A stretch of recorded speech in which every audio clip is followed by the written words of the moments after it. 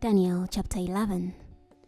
And in the first year of Darius the Mede, I stood to strengthen him and to provide protection for him. Now I will tell you the truth. 3 more kings will arise for Persia. Then a 4th king will be unusually rich, more so than all who preceded him. When he has amassed power through his riches, he will stir up everyone against the kingdom of Greece. Then a powerful king will arise, exercising great authority and doing as he pleases. Shortly after his rise to power, his kingdom will be broken up and distributed toward the 4 winds of the sky, but not to his posterity or with the authority exercised, for his kingdom will be uprooted and distributed to others besides these. Then the king of the south and one of his subordinates will grow strong. His subordinate will resist him and will rule a kingdom greater than his. After some years have passed, they will form an alliance. Then the daughter of the king of the south will come to the king of the north to make an agreement. But she will not retain her power, nor will he continue in his strength. She, together with the one who brought her, her child, and her benefactor, will all be delivered over at that time. There will arise in his place one from her family line, who will come against their army and will enter the stronghold of the king of the north and will move against them successfully.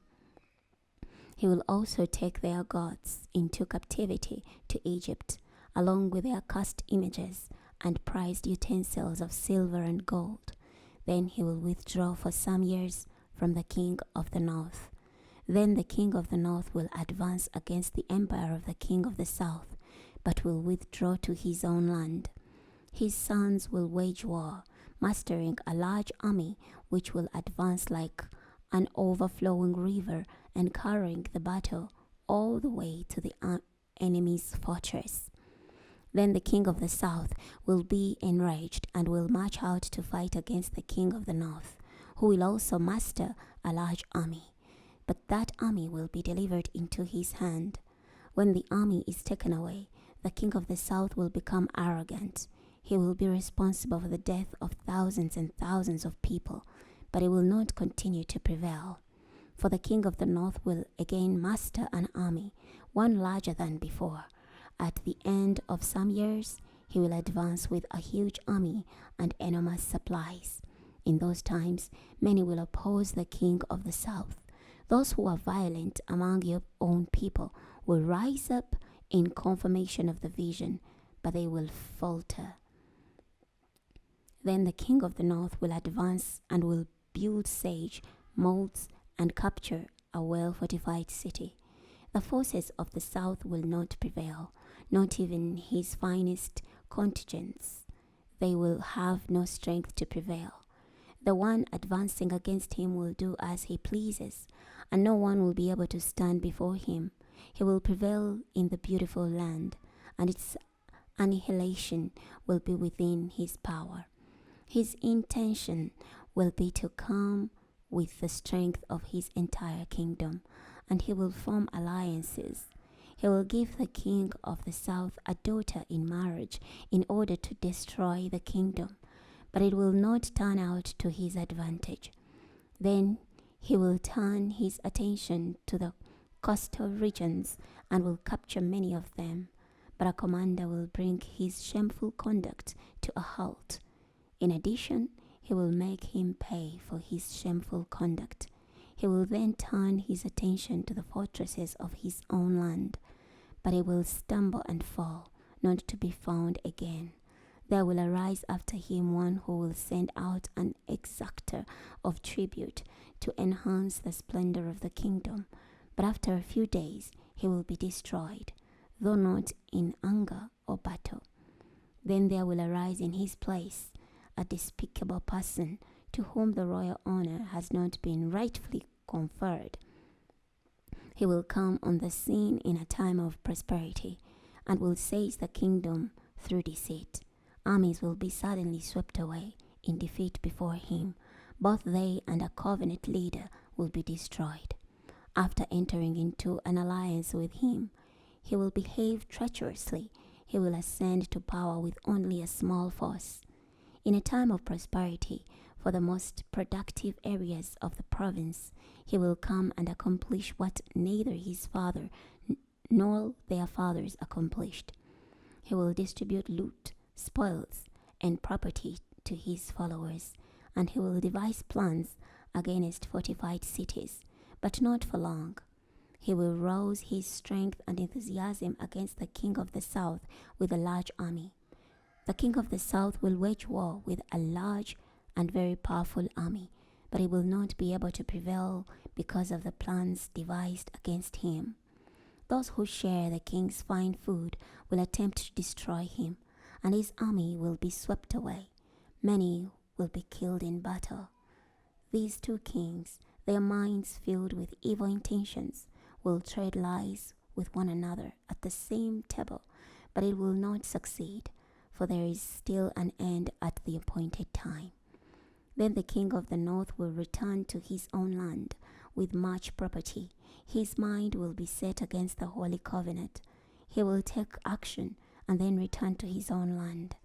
At an appointed time, he will again invade the south, but this latter visit will not turn out the way the former one did. The ships of Kittim will come against him, leaving him disheartened. He will turn back and direct his indignation against the Holy Covenant. He will return and honor those who forsake the Holy Covenant. His forces will rise up and profane the fortified sanctuary, stopping the daily sacrifice. In its place, they will set up the abomination that causes desolation. Then with smooth words he will defile those who have rejected the covenant. But the people who are loyal to their God will act valiantly. These who are wise among the people will teach the masses. However, they will fall by the sword and by the flame, and they will be imprisoned and plundered for some time. When they stumble, they will be granted some help, but many will unite with them deceitfully. Even some of the wise will stumble, resulting in their refinement, purification, and cleansing until the time of the end, for it is still for the appointed time. Then the king will do as he pleases. He will exalt and magnify himself above every deity, and he will utter presumptuous things against the God of gods. He will succeed until the time of wrath is completed, for what has been decreed must occur. He will not respect the gods of his fathers, not even the God loved by women.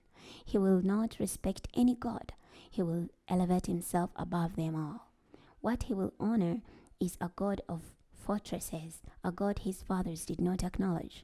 He will honor with gold, silver, valuable stones, and treasured commodities. He will attack mighty fortresses, aided by a foreign deity. To those who recognize him, he will grant considerable honor. He will place them in authority over many people, and he will parcel out land for a price. At the time of the end, the king of the south will attack him. Then the king of the north will storm against him with chariots, horsemen, and a large armada of ships. He will invade lands, passing through them like an overflowing river.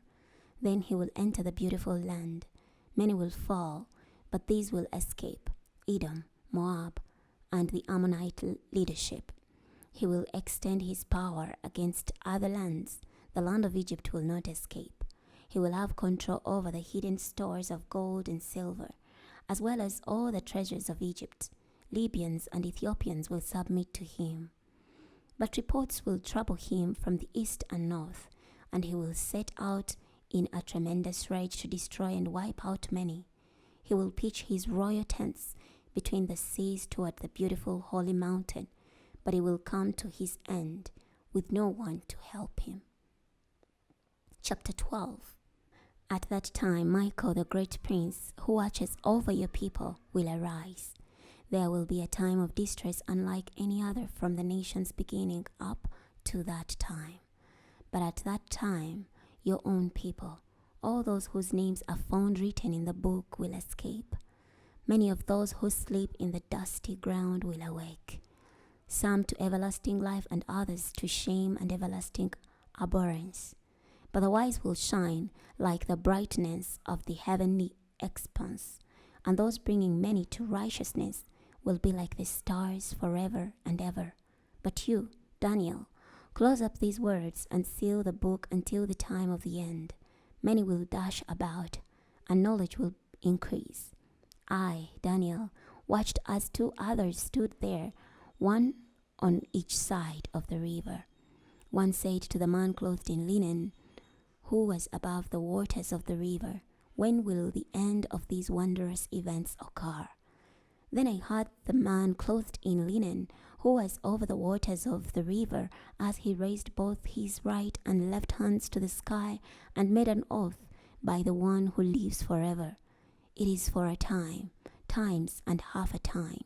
Then when the power of the one who shatters the holy people has been exhausted, all these things will be finished. I heard, but I did not understand. So I said, Sir, what will happen after these things? He said, Go, Daniel, for these matters are closed and sealed until the time of the end. Many will be purified, made clean, and refined, but the wicked will go on being wicked. None of the wicked will understand, though the wise will understand. From the time that the daily sacrifice is removed, and the abomination that causes desolation is set in place, there are 1,290 days. Blessed is the one who waits and attains to the 1,335 days. But you should go your way until the end. You will rest, and then at the end of the days, you will arise to receive what you have been allotted. We've come to the end of the book of Daniel. Next time, we're going to be reading the book of Hosea. I'll see you then.